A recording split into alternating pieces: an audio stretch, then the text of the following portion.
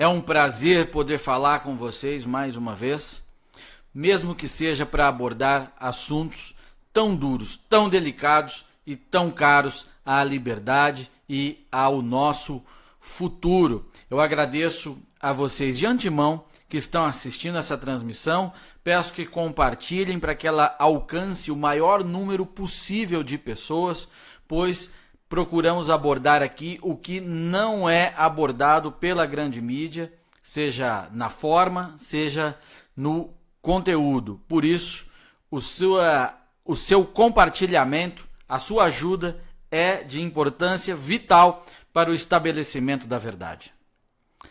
A notícia principal que agita todos aqueles que são defensores da democracia, da liberdade e que temem pelo totalitarismo vermelho é o que ocorre na Venezuela. O assassinato do oposicionista Oscar Álvarez, que ainda não foi confirmado oficialmente, mas diversos veículos de imprensa, diversas fontes já confirmam que o oposicionista foi de fato assassinado, ou melhor, foi executado por tropas leais a Nicolás Maduro. Eu mesmo consegui um vídeo e publiquei na minha página na noite de ontem ainda, quando o esconderijo do grupo do Álvarez estava cercado pelas tropas chavistas. Você ouvia os tiros, ele todo machucado, fez as imagens, gravou, dizendo que procurava se entregar, que aceitava se entregar, mas que as tropas de Maduro não lhes davam ouvidos e que eles seriam executados, como de fato aconteceu. Quem acompanha o meu trabalho sabe que não é de hoje que digo que não existe saída democrática para a Venezuela. A Venezuela é uma ditadura que vai ficando cada vez mais dura, mais pesada, mais repressora, mais assassina. E que a pressão popular não surtiria e não surte o efeito necessário naquele regime. Porque, diferente de muitas experiências que aconteceram, lá a Revolução Comunista se deu via Forças Armadas. O poder, o uso da força é a última instância do exercício do poder. Existe o poder cultural, o poder financeiro, o poder da informação, existe o poder militar, poder bélico, a força.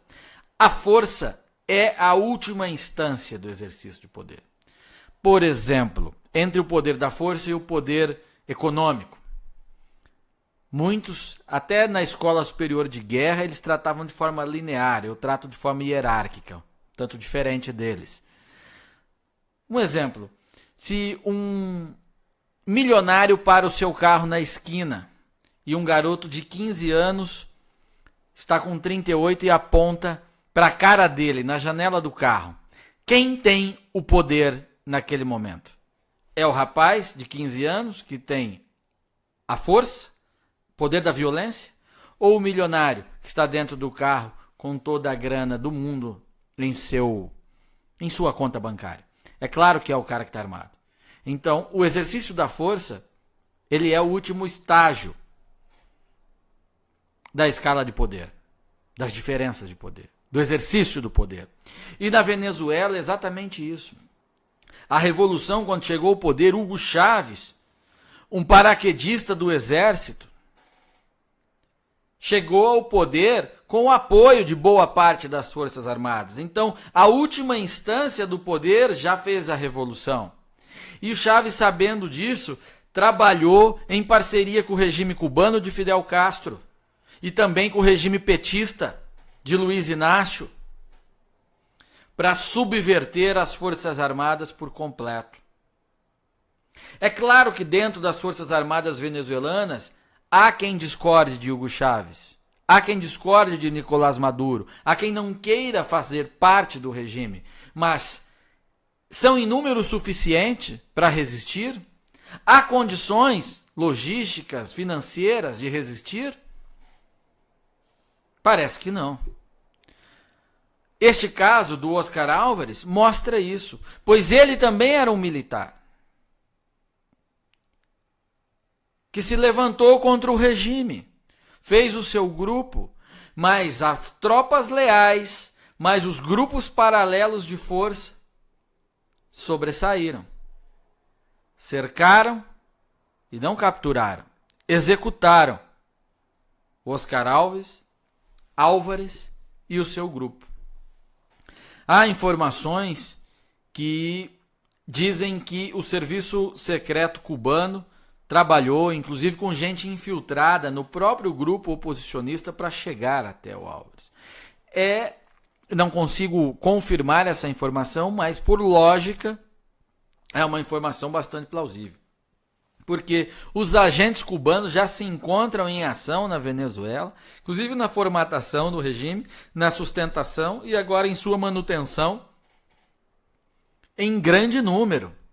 Parte da burocracia do regime bolivariano já é a burocracia cubana de nascimento e o resto segue as ordens e as orientações de Cuba. Por que Cuba tem tanto interesse na Venezuela? É só para colocar o comunismo lá? É só ideologia? Não, não é só ideologia. O que está por trás disso é a própria sobrevivência do regime cubano, que hoje conta com uma generosa mesada venezuelana. Petróleo venezuelano. A Venezuela é muito rica em petróleo. Então a manutenção do regime chavista, do regime bolivariano de Maduro, ela é a própria manutenção do regime cubano. Daí todo o interesse, toda a ação do serviço secreto cubano, do governo cubano, de médicos cubanos agirem na Venezuela. E a saída para isso, ela pode não existir mais. A saída para a Venezuela pode simplesmente não ser mais possível. Pois se a última instância do exercício de poder está no poder, então somente o poder pode parar o poder. Ou seja, uma outra parte do sistema militar, do complexo militar venezuelano. Este levante do Oscar Álvares já era uma parte do complexo militar. Foi sufocado. Não se sabe que tamanho que era, mas é claro que foi sufocado. O homem foi assassinado. Gente das Forças Armadas aceitaram a ordem do Maduro e foram à sua caça, aliado das milícias e todo o aparato paralelo de força que sustenta o regime bolivariano. Então chega-se aquele momento que às vezes o predomínio dos bolivarianos nas Forças Armadas seja tão grande que desencoraje, que inviabilize qualquer outro levante. E esses militares que não concordam, não aceitam dar a sua vida, arriscar a sua vida para combater algo que eles podem entender que não pode ser combatido. Então, para sobreviver, é melhor aderir ao regime. Pode ser isso que venha a ocorrer na Venezuela. E sendo assim, o regime tende apenas a ficar mais duro ainda, a matar mais gente, mas será sustentado sim pelas Forças Armadas. Um exemplo que tem lá suas diferenças, é claro que tem, mas que a gente não pode deixar de considerar, é o próprio golpe republicano aqui no nosso país, no Brasil. Em 1889, parte da elite do exército no Rio de Janeiro, uma pequena parte, é verdade, foi lá e, não vamos entrar nisso que não é o foco, mas afastou o imperador, colocou o imperador no navio, mandou embora e assumiu o poder e proclamou a república, sem lastro popular algum. Mas era a força. A república foi proclamada por Marechal Deodoro. Em seguida, houve gente que não entendeu aquilo e que não gostou, inclusive nas Forças Armadas. Mas a repressão a eles foi tão grande, também no governo de Marechal Floriano, em seguida, que tudo isso foi estancado. Mesmo os homens que eram leais ao imperador perderam condição de agir. E a República acabou se consolidando e virou esta fanfarronice, esta bagunça que é aí até hoje, mas que não encontrou mais resistência, porque a última instância do exercício do poder, repetindo sempre essa expressão para ser bastante didático, é quem encabeçou o poder, é quem estava no poder. E foi dura o suficiente para não deixar que outra parte desta última instância ganhasse corpo suficiente. Então, na Venezuela, podemos estar testemunhando um regime que veio e está para ficar. E tende a ficar ainda mais forte se a esquerda petralha, se a esquerda petista, se os comunistas do PT voltarem ao poder no Brasil. Porque é sabido, todos podem procurar discursos oficiais do então presidente Luiz Inácio Lula da Silva, um dos fundadores do Foro de São Paulo, junto com Fidel Castro, que ele conta como é que eles deram poder, mais poder, ao Hugo Chávez na Venezuela. O comprometimento é total. E uma volta do PT ao poder no Brasil significaria uma radicalização dessa política bolivariana. Inclusive aqui, o Lula também declarava que na Venezuela Chávez poderia ir mais rápido do que ele.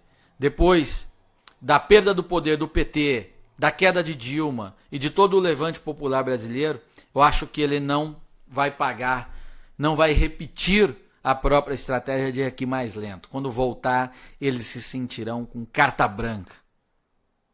Por essas e por outras razões, é imprescindível que você, cidadão de bem, comprometido com a liberdade, cumpra o seu papel e impeça a volta do PT ao poder. E a volta do PT ao poder imprescinde da absolvição ou mesmo de ganhar tempo, de melar o julgamento, a condenação de Luiz Inácio Lula da Silva no próximo dia 24. Esse é o assunto 2 que nós vamos abordar nesta transmissão. O PT teme tomar um 3-0 no tribunal. Se tomar um 2-1, eles vão entrar com embargos infringentes, que é possível quando não há unanimidade na Câmara. Vão ganhar tempo e assim conseguirão registrar a candidatura do Lula, que não estará condenado em trânsito em julgado na segunda instância. Registrada a candidatura de Lula, eles vão criar condições políticas para inviabilizar a cassação do registro de Lula. E Lula poderá aí disputar as eleições.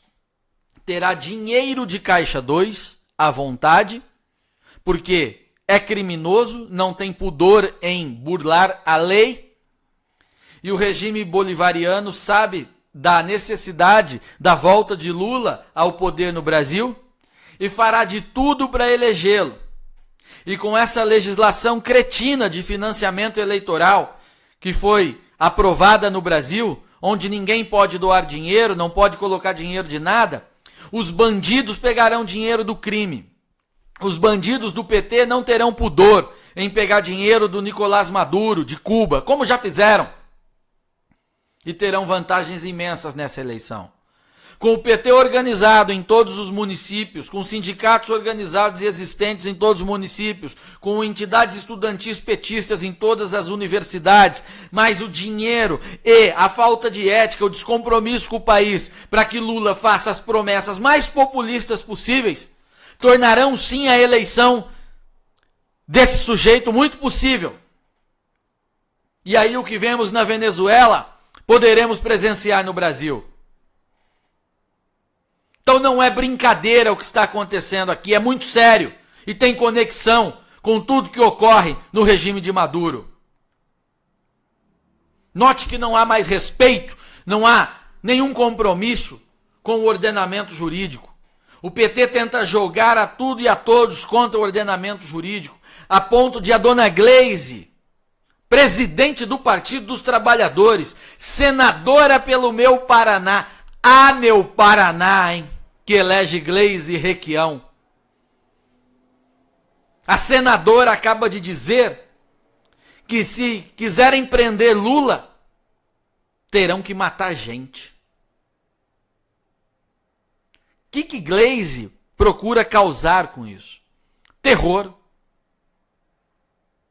Ela quer dizer, ela está induzindo, não os de fora, não os não petistas necessariamente, não é aos desembargadores, para que eles temam que terão que matar gente. Não é, os desembargadores sabem disso, são homens preparados, não vão cair nesse jogo da Gleisi. A Gleisi está falando para a própria militância.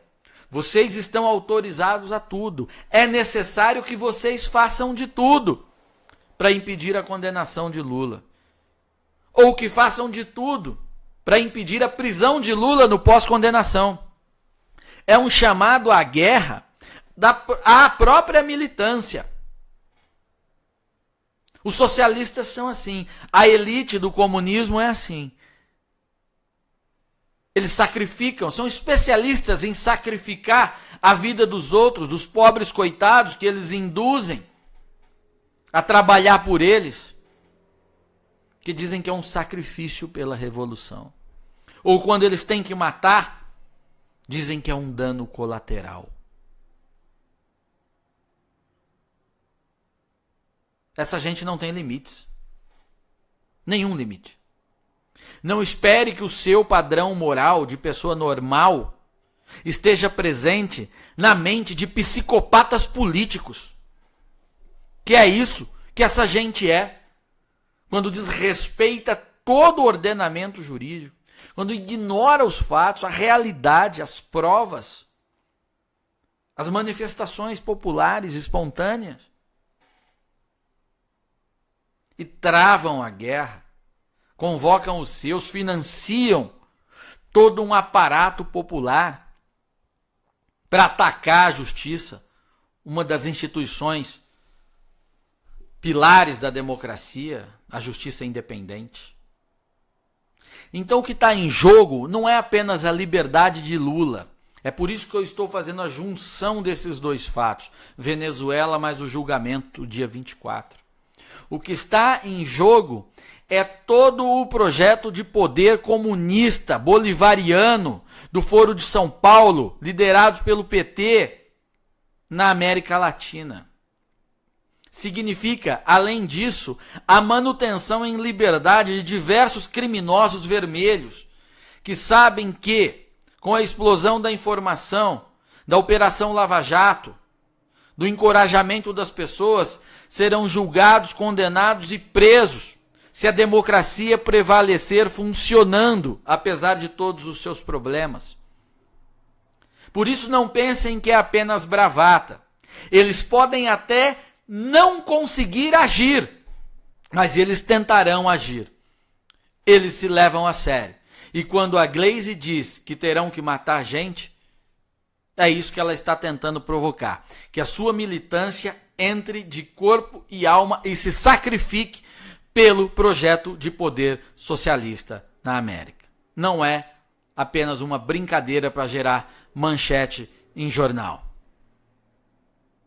O meu recado à senadora Gleisi Hoffmann: eu não espero nada de você, Gleisi, absolutamente nada.